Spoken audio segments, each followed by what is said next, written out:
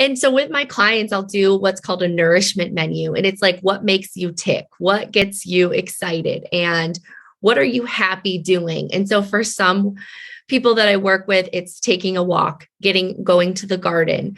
If you're working from home, I have a couple of people that have done 5-minute Peloton rides during work breaks at home.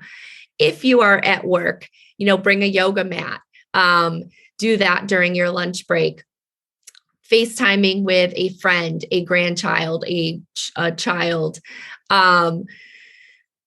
Meditation, you can do like a 5-minute meditation on your computer, put some, slow music on at work, put Pandora on while you're working and just stick a little, earbud in. There's so many different things that, like you said, so many different things for different people that, okay, I'm starting to recognize during the days are a little bit harder. Let me start bringing in something that makes me happy, brings me joy during the day to just kind of shift out of that mood a little bit. You're listening to the Real Business Connections Network. Real Business Connections Network. Powered by Balbert Marketing, LLC. Subscribe now and check us out at realbusinessconnections.com. Enjoy the show. Welcome to Rochester Business Connections, powered by Balbert Marketing, LLC, where I get the chance to chat with Rochester, New York's very best business owners, entrepreneurs, and thought leaders. I am your host, Ben Albert. Don't forget to subscribe, and remember, we don't do advertisements. My fee for this show is simple. If you gain value from the episode, personally share with a friend and explain your favorite part. Let's get started. Welcome, everyone, once again to Rochester Business Connections on the Real Business Connections Network. I'm here today with Jen Schwytzer. Jen, what's up? Hi. How are you? I'm excited I'm great. for this. Yes, I'm so excited. Thanks for having me. You are the coach and consultant at KINDfulness Coaching. That's correct. Where you help professional women, but really this could help any professional, right? Yeah. Ditch the self-doubt and perfectionism that's holding them back from making more money and radiating confidence. Yes. I like all these things. Thank you. I do too. So tell me a little bit more about that, making more money and radiating confidence. Tell me a little bit more about what we're talking about here. Sure. So I work with women specifically, and a lot of times for women, if you're an entrepreneur or a businesswoman, a lot of times you get in your own head and you get stuck in a chaotic phase, or you get stuck with the self-doubt. And my role is to help support you to get out of that and be in a place that you are ditching the burnout. You are feeling like you're more calm and productive in the work that you do. And in that, you create a life and business, if you are a businesswoman, that's more successful and more manageable. I love this. And listeners are all genders. And I just want to throw out of the table, you're working primarily with women, but I know personally, I've been feeling kind of burnt out lately. Yeah. I was listening to an episode I did the other day and I was like, I have no tone in my voice. I sound tired. So it happens to all of us. And I presume it's happened to you as well. Have you felt that burnout? Tell me a little bit more about how that feels. Yeah, absolutely. So I absolutely experienced this on my own. And that's how I got into the role that I'm in, is that you show up for work every day and you're like, oh, wow, this is hard. Or I don't want to wake up in the morning to go to work. Or you get to work and you're just feeling tired and not really into it. And then you get home and it comes up for you again. I can't even make decisions about what I want for dinner, or I can't decide if I want to go somewhere. It's just kind of going through the motions and not being excited or happy about what is happening in the day to day. And for me, that came up, and it took a while to recognize it because you just get in that mode, and probably the same for you, until you heard yourself, you're like, oh, geez, I didn't even know I was in that place. Mm. So you start to recognize it. What did Jen do? We can do broad strokes for anyone in a second, but I kind of want to walk through your story and how you discovered some of these realizations. What was the first thing you did? Yeah, that's a good question. So first thing I did, I started, I was connected with a community that was working out online during the pandemic. And because we couldn't go anywhere, we were all like struggling with connection. So we did Zoom workouts every morning. And we're like, how do we like get our energy up, get ourselves excited for the day? So I started, our group started a professional development book club. And this was my first time reading professional development books. And I was like, this is silly. Like, I'm not going to resonate with this. And then I was like, oh, wow, this is me. Like, I am totally resonating with this. So I started with the personal development and I read a couple of books and I was like, wow, like, these women are amazing and strong and confident, and I'm not. And so I kind of kept digging in a little bit to personal development books. I created some really great routines for myself around working out and taking walks and getting myself to a place where my life wasn't just consumed with work. And that's kind of where I started. Yes. And it's so great you're vulnerable to say like all these people are doing so well and I'm not.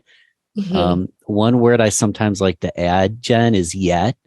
And if you can add that word yet, you realize that there is a solution in sight.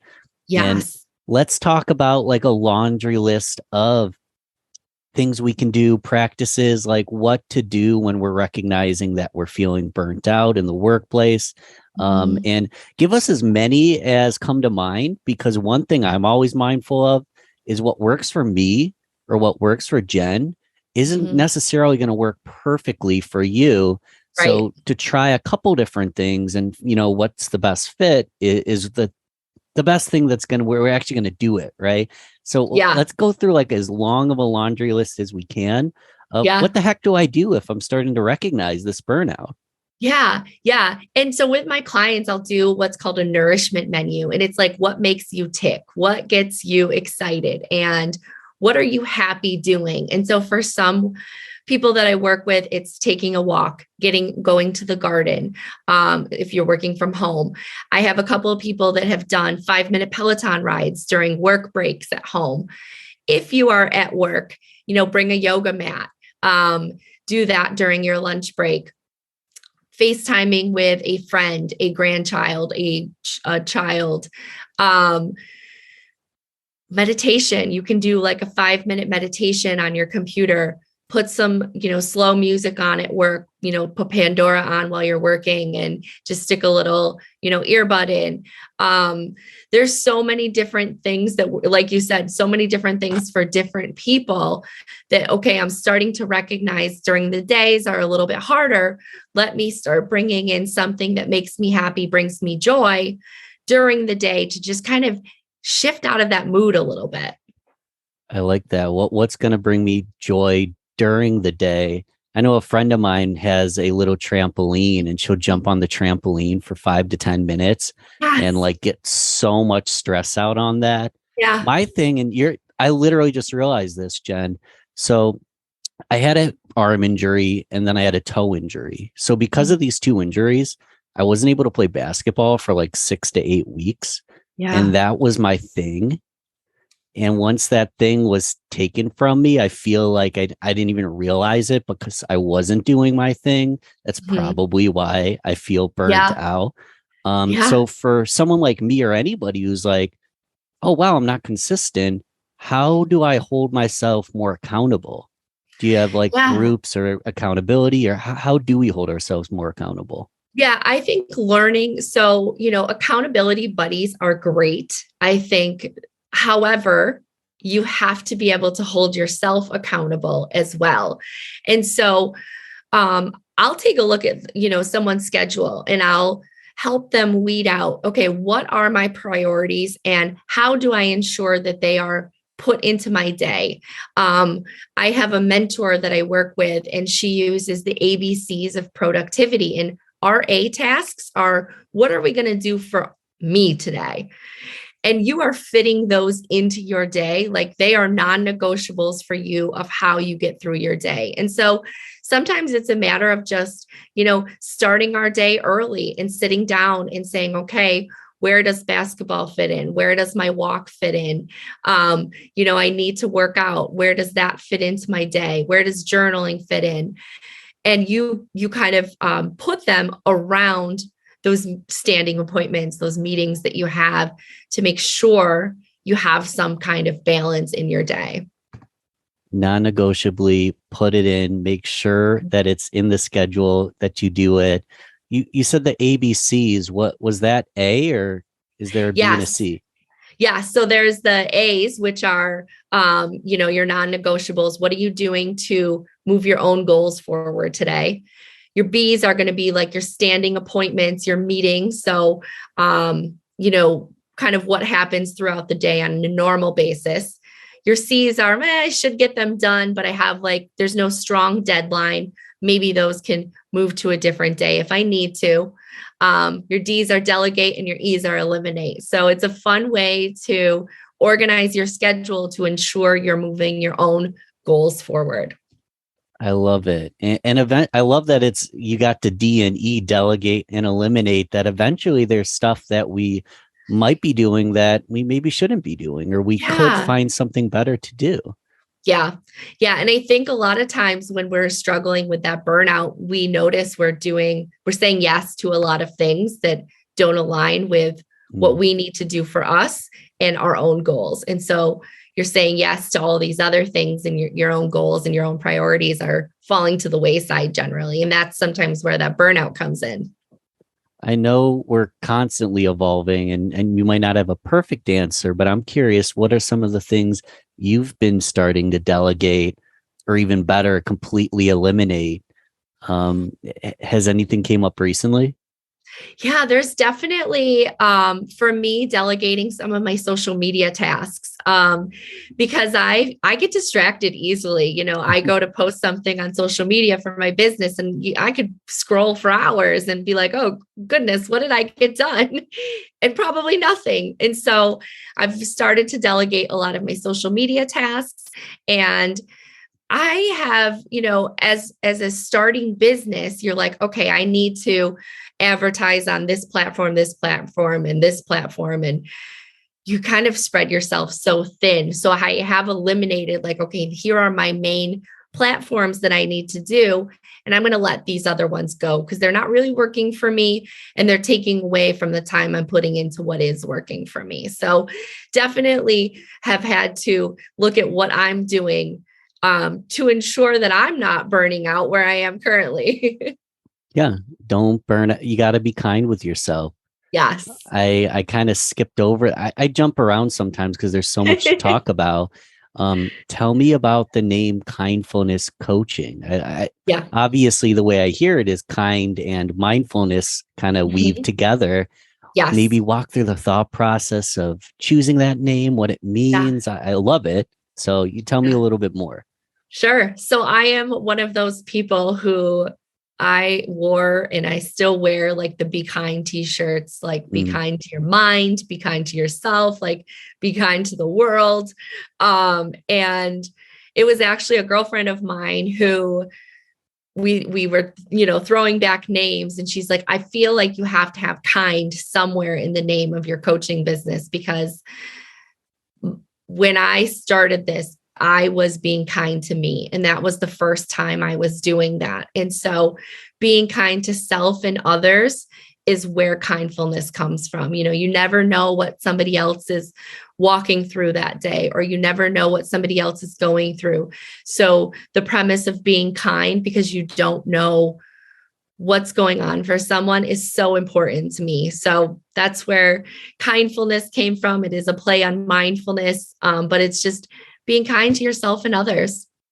I love it. It's I'm reading a book. I'm on a tangent here, Jen, but it's You Are the One by Cute Blackson. Cute's going to be on the show. That's going to be in a few months down the road. But he was talking about how whether you're so he was talking to a client and she was always scrolling, trying to like find the next person, the next love, that like trying to find her soulmate.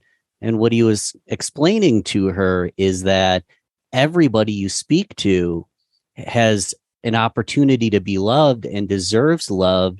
And if you're going trying to find the perfect person, you're missing out on opportunities to be kind with someone in the moment and ultimately have that perfect person kind of discover because of the kindness and the love you're putting out in this world. So it's like every single person deserves a crazy equal amount of love, whether or not there's a end goal of a soulmate. And then you start, and it doesn't have to be a soulmate, right? We start attracting great things into our life just because we're putting out that love and kindness in everyone we meet. And I just bring it up to plug that he's going to probably be a few episodes down the road, and a great man, Cute Blackson. Who do you learn from? Who mentors you? Where do you get some of this knowledge and insight from yourself? Yeah. So I have a coach myself. So I definitely the personal development stayed with me. So I'm always reading books. I am always looking for more knowledge. My background is in therapy and social work. And so I'm always doing professional development trainings as well to understand more about anxiety and the struggles that women and men face in relationships and how that affects them as people. And so I'm always doing some kind of professional development as well, but I have my own coach who's kind of helped me to move forward in business, because as a coach, I had zero business idea or zero business sense. I just thought clients were just going to flock to me because I was cool. That doesn't happen. So, to work and market yourself, I've had a mentor through Jennifer Dawn Coaching, who's been fantastic for me. Yeah, I flock towards you. I think you're cool. Thanks. Talk a little bit more about having a coach as a coach. Is it for the professional development, the accountability, all of the above? Why is it that someone who knows a ton about this stuff is still searching for help? Yeah. I think because I'll never know everything that there is. And so having someone to guide and mentor me, but also, I have these ideas and I have all of this, like, oh, this is how I want to do things. And somebody who's been in the industry a lot longer will tell me, that's not probably going to work. Like, maybe you should go back to the drawing board. And so just getting another perspective rather than just wasting my time with things that are proven not to work. So it is nice to have, yes, the accountability is fantastic. And just the guidance, here's how a successful model works, or here's how, you can bring in clients easier, or here's how, whatever that looks like, somebody to just help me guide my way. I love that. I mean, I love to learn from people that have already done what I'm trying to do. And there's another category of people that maybe they haven't done what I'm trying to do, but we can be like, in an educational sense, we can kind of hold each other accountable, brainstorm ideas from different industries. But there's something really powerful about hiring someone who has quite literally been through exactly what you've been through. And maybe they're even only a step or two ahead of you, but they've taken that big leap, that step you're struggling with. Yeah. And they've been there, so they can help you get to that next level, level. Yeah. And I do like the thought of, from a different industry as well. I have other women business owner friends, and they might be doing something totally different, but the conversations are just different. Like the people that are going through some of the same struggles just get you and know you. And to surround yourself by like-minded people, you're just going to up level your game. And that's like my goal. Like, I just want to find these amazing people and surround myself with them. Same. That's why we get along. We got similar exactly. goals. It's fun to work with like-minded people, even if it's not in a professional setting and it's just a networking group or a workshop or a mastermind, things like that. Absolutely. So what do those like client relationships look like for you at Kindfulness Coaching? Workshops, online courses, one-to-one? Like if I come to you needing help, where do we start? Yeah. So we start with a call. And the first call is, let me get to know you and I can tell you if I can help you. And all of my programs are customized to the person and they generally start at one-to-one. I also offer group accountability as well. So you get that one-to-one, pretty intense accountability. Like, this is what you're going to do from week to week. And then they also have a group of like-minded people who are all struggling with some of the same things.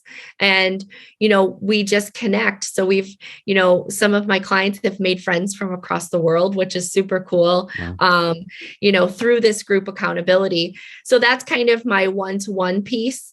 I also offer the workshops and educational. My most recent one I did, I partner with an organization of entrepreneurs that they face a lot of rejection. So I just did a workshop on rejection and resiliency. And so offer the workshops, can tailor the workshops to kind of whatever we're looking for. And if it's something I can't do, I'm perfectly okay saying, hey, I can't do that. That's out of my scope. But pretty much the workshops right now, I do some professional development courses for employers and the one-on-one. So I'm kind of like, I'm all over the place, but loving it. Well, you're willing to meet someone at their level, tailor the program for them, and really, if needed, hold them by the hand and walk them through it rather than here's the playbook, follow exactly as I say every single time. I like that. Yeah. But when you tailor, you do come into those challenges of having so much to do in different categories. As a personal question, because I'm in the same place, I'm doing so many different things. Is there anything specific that like really lights you up? Is there I know it's hard to choose a favorite. It's like asking someone their favorite kid, but is there like a favorite workshop or focus, or is it the one-to-one, the group? Like what lights you up the most? I thought that it was going to be the one-to-one for me. I thought that that's where I was going to, have the best time, the most fun. And I don't want to take away from that, but I think that I've developed a pretty good routine, that sometimes it just goes. It's hard to explain. Sometimes it's just not as fulfilling as doing a presentation to an entire group and having amazing questions and comments come up. In coaching, it's not really teaching, and so that teaching aspect of going into, a group and giving my expertise on something is very fulfilling to me. Yeah, I like it too. It's long term. So I even say in my bio, moving the needle on a million careers, one conversation at a time. But realistically, it can't just be one-to-one conversations. At some point, you need to create the collective impact by talking one to many, or even better, I want to ask you about the future and give you an idea at the same time. Is there going to be like trainers below you that can maybe get certified in what you do? So you don't always have to be there for every one-to-one or every group session, but really create a collective impact by training people to replicate what you do and then create a movement for kindfulness in the United States and really globally. That's just an idea I threw out off the top of my head, but you tell me like your vision for kindfulness coaching and where you would like to take it. I love that idea. I would love to be able to have people who I can train to do the one-to-ones, and I can make a more significant impact outside of the one-to-ones. I'm not there yet. Yeah. I'm not there yet with we're all in the journey together. Yes. How do you think we're going to get there? Now I'm just asking myself, I know. how do we get there? How do we see this big goal? What's your opinion on these big dream goals that we might not reach, but we can get close enough and still be happy? Yeah. How do you get to those large goals? I think you need to put it out there. You need to set, this is my, 1 year goal. This is my 5-year goal. This is where I want to be. And just to continually work at, okay, here are the activities that I need to do to move me toward that, and keep building off of those. I think you can have these big goals, but there have to be like micro goals and inside of that, so yes, I have this big 1-year goal, but here's everything I need to do in 30, 60, 90 days to keep moving me in that direction. And for me, I know I probably have to take off some activities. I have to use that eliminate, because there are going to be some things that I can't do it all. I just can't do it all and move my business in a way that I want it to move. I love that. Going back to the eliminate, and, going back to that big goal, and then you've got micro goals. And then a lot of times we don't end up at the end destination that we envisioned. We end up somewhere else. Talk a little bit about just being kind with yourself. Even if I don't end up where I thought I was going, that's okay too, right? Yes. Yes. I actually just listened to a podcast on that, because it talked about how we get ourselves so discouraged, and we're like, 3 months out, we're like, we're not going to hit it. So we just quit, because we're so, tied to that goal. And so to have a little bit of distance from that goal is something that made sense. But I think for me, it would be hard. I'm very type A, like, we got to do this. We got to do this. And so they talked about having distance, like you cannot tie your success to that goal. So if you don't hit it, maybe you just misjudged the timing. So instead of a year, maybe it took, 15 months. And so continuing to work off of that and continuing to move forward, just because you didn't hit your timeline, it's okay. We can keep moving. I like that. Maybe you just misjudged the timing. Yeah. I love that. So you don't really even have to quit or say that you failed. It's like that feet from gold analogy. You might be right there. You just didn't hit the timeline you thought. Yeah. I love this. Yeah. And we're so hard on ourselves. We're like, oh, we didn't hit the goal. We're done. And it's like, no, we're like, we have still made so much progress. And that's why, like, as you go celebrating your wins along the way, like, that's what keeps motivating you. Like, yeah, I did all of this. Like, I may have not gotten to where I thought, but I was still able to do so much in that time. And I'm going to keep moving. I'm going to keep going. So, and this is going to happen to all of us, especially if you're in a workplace with quotas and metrics and goals, and maybe it's even publicly traded and there's certain things you need to hit. We're not always going to hit our quota. We're not going to make our goals. That could actually make it tougher in some scenarios to move up and really cause a lot of stress. So I'm kind of rolling back to something we already talked about, but let's say it again, because it's important. If I don't hit that goal, how can I be more kind with myself? What should I do in that moment of realization that I missed my mark? What should I go back and do? I know we talked about it in the front. Let's say it again. What do I do if this happens? Yeah. Well, I think the first piece is just like, allow yourself some grace to just be like, you know what? I didn't get it. And it's okay. It is not,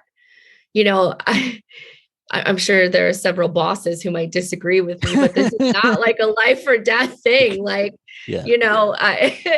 But I think being kind to yourself and just, okay, I feel this. Of course I'm disappointed. However, I'm not going to let this continue to affect me. When I go home, I'm not going to let it affect, my relationship with my significant other or with my children or whomever is at home. I'm not going to allow this to take over for more than it needs to. I'm going to leave this at work and I'm going to do those things that bring me joy. I'm going to like bounce out of that bad energy and move towards something that is going to pick me up a little bit. Yeah. So lend yourself a little bit of grace and then use some of these recommendations we've talked about to actually be sure that we do our darndest not to miss it again, but it's okay if we do. Yep. One of my issues, I'm kind of weaving this in because I struggle with productivity sometimes, and sometimes I don't make my goals because I'm kind of shiny object syndrome all over the place, trying to do too many things at once. That's just me personally. And I saw that you do productivity boot camps. Mm-hmm. What exactly is that? Yeah. So our first session, a lot of times we don't want to make goals, or we set a goal and then we're like, yeah, that's not really that great. Like I'm going to do some other things, that shiny object syndrome. So that first session, we are digging into, I like to set priorities rather than goals. So for me, I'm going to dig deep into, let's talk about what's important to you. And you're going to tell me all these reasons why. And that's what we continue to focus back on. And so when we talk about productivity, it is more of, how am I going to do all of the things, but continue to have that work-life balance and making decisions based on your priorities. Does this align with where I want to be? Does this align with what I want for my day, my week, my month, my future? Knowing that priorities can shift, but in the boot camp, it's going to be like it's for those very motivated folks who are ready to dig right in. And if I have a framework, I'm going to just do it. And so I will help to develop, like, let's take a look at your days and your weeks. Are you getting in the time for your priorities? Are you getting in that me time in addition to those B tasks that are those meetings and appointments and whatever else, falls in there? And how do I incorporate the ABCs into my already crazy busy week to make sure I'm not burning myself out?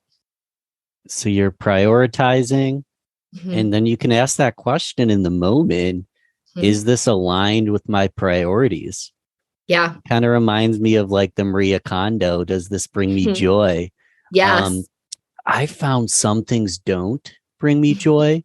However, if they're aligned with my priorities, oftentimes I need to put in the extra work to do them anyways, even if it doesn't bring immediate joy, because I know that long-term joy is coming because I'm doing something that's in an alignment. But wow, one, if it can bring you joy and is in alignment, that's like the perfect task, right? Or maybe the stuff that I just said, I'm thinking this out loud as I go. What I just said, something that doesn't bring me joy, but is in direct alignment with where I'm going, maybe that goes in the delegate section. Maybe I find a way to delegate those tasks, but you don't get rid of them, because you can ask that question. Am I going towards a North Star? Am I going towards my goal, my priorities? And if not, we just don't do it. Has there been times where you quite literally just kept doing something that you maybe shouldn't have been doing or wasn't in the right direction? Has that happened to you? Yeah, absolutely. Absolutely. I'm part of this networking group that hasn't really, kind of figured out what I'm supposed to do or how I can support them or help them. And I was just going to go. And I'm like, this is not helping me in any way. And so I've backed out a little bit. I'm doing the Zoom from home rather than driving 25 minutes to go. And so I've realigned where I am with that. And it was hard for me to do. Like, it's hard to sit back and think about, why am I doing this? And is this in line with what I need and what I want in order to move forward. And for me, the answer was no. And I was like, okay, well, now I got to do something. Here I teach this, like I got to do it myself. So don't just go to go. Yeah. There is a Yeah. common misconception that I do as well, where more equals more. The more social media platforms, the more people can find you, the more networking events, the more opportunities to shake hands, meet people, et cetera, et cetera. But not all things are as effective as one another. Right.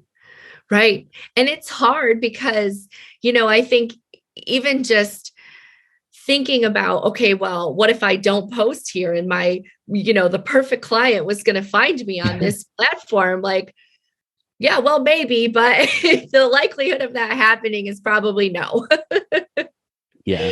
So letting some of those things go that are you're just doing to do, or somebody told you like you should do that. Just because somebody told you doesn't mean it aligns with what it is that's important to you in your day to day. We kind of started with this. It could have worked for them, but that doesn't mean it's going to work for you. Yeah. We're all different humans. Yeah. We all have different time schedules and lives and priorities. Like you said, we have different priorities. So just because this was a priority and this worked for them doesn't guarantee it's going to work for me. So I love that you're tailoring your approach for that reason, because it's going to be slightly different for all of us. Yeah. Yeah. Yeah. I have, the women that I'm working with right now are just so diverse. And, I'm working with an artist who, struggles with boundaries, and she has to put up a do not disturb sign on her workshop when she is working. And it's something that every week I'm like, okay, do you have your do not disturb sign up? Because I know that this is a pain point for you. I have another woman who is transitioning into retirement. And so figuring out what her priorities are and what life looks like now. And so it's amazing to see the differences of, this works for somebody, but it may not work for someone else. If you're retired and you put up a do not disturb sign, it's a little bit different than when you are an artist at work. Very different. I like to close out with more just kind of easygoing rapid fire questions, but it doesn't have to be super rapid, because I want to ask a couple longer one first. Okay. Because we had joked before we jumped on, I just got back from a camping trip. I didn't tell you this, but one night it was in the mid 80s. The next night it was in the mid 40s. So I went through all sorts of different temperatures. Yeah. And I was feeling kind of tired today. And I'm like, I'm excited to have this conversation because I'm feeling slightly burnt out. And I know this is going to raise my energy level. Yeah. That's me digressing. But you were just on a short little vacation as well. So I like to ask people, what do you do on the weekend? What do you do on your free time? What provides joy? What gives you joy? So since you just got off a couple week vacation, let's just use that as a template for some of the things that light you up. So tell me about the past 2 weeks. Tell me what you did. Where'd you go? Anything you'd like. What lit you up? So the first week I was in Vermont. I was in Rochester, Vermont, which was so cool. Yes. And I was on a business retreat with my mentor. And so that for me, like that personal development stuff, we also ran a Spartan race on Killington Mountain. What's a Spartan race? So it was, you can choose between a 5K, a 10K, or a 21K. And there are obstacles along the way. So like 20 to 30 obstacles up Killington Mountain. They call it the Death March as you walk up Killington Mountain. And it was death. Like it was hard. So that first week I was in the mountains of Vermont. The second week I was in Acadia National Park and did a lot of hiking and a lot of outdoors. Which was great. And then I pivoted, and during the fall, I am a football fanatic, and I am actually a season ticket holder for the New York Giants, and my husband is a season ticket holder for the Bills. So I did a double header this weekend with the Giants and Bills game. Oh my gosh. Yeah, my weekends are not usually that busy. That's interesting. So, because usually they both play at 1 o'clock, but once in a while you've got like a Thursday night or a night Yep. game or a Monday night. Yep. Yep. It was cool. It was fun, but I needed the day off yesterday to recuperate. Tell me about that rivalry. We've got a Giants fan and a Bills fan. Do you guys get Yeah. along? Surprisingly, yes. As long as the Bills and Giants aren't playing together, we will each root for the other's team. So Yeah. I will be a Bills fan all day, every day until they play the Giants. If we go to the Super Bowl this year, which it's looking pretty good for at least the Bills, I don't know about the Giants, but Yeah. that might, one of us may have to move out. So we'll see how that goes. I genuinely think the Bills are going to win this year. And I'm a Denver Broncos fan, always Okay. have been. I pretend to be a Bills fan anytime it's Sunday because all my friends are Bills fans. Yep. But I objectively, as someone who doesn't have much skin in the game, objectively think the Buffalo Bills are going to win this year. Yeah. I don't see any team beating them. Agreed. But it's tough, though, because you can lose accidentally. You just have one bad game. You have one injury. You have one struggle. So don't count your chickens before they hatch. But right. Exactly. You look good right now. A really good franchise team right now as well. It'll be a good 10 years to come. So agreed. Yeah. Yeah. What I like this question because I'd be curious. So let's say you have a dinner party and you can grab drinks if you want. It can be coffee, but it could be wine, whatever. And you get to invite 3 ladies, live or dead, 3 people, just to sort of sit and tell stories and learn from them and ask questions. Who would you want to invite to that little chat dinner party session? Eleanor Roosevelt, Maya Angelou, and Marilyn Monroe. Ooh. Do you want to expand on 1 to 3, all of them, if you'd like? Tell me a little bit more. Maya Angelou, she's just, I feel like she exudes the kindness. Like she is all about love and acceptance. And I would just be so consumed with any conversation I had with her. Yeah. Eleanor Roosevelt, just a powerhouse woman. And Marilyn Monroe, just a beauty and an iconic figure who I think would just be a very good person to have a conversation with. I agree. I love that. Talk about a power table right there. Yeah, right. And then me. And then you. And somehow I'm gonna become a fly and try to be on the wall for this one. Yeah, I want to be. Yes, please record it. Let's officially go rapid fire, short answers. You can just grouse it out, say whatever you want.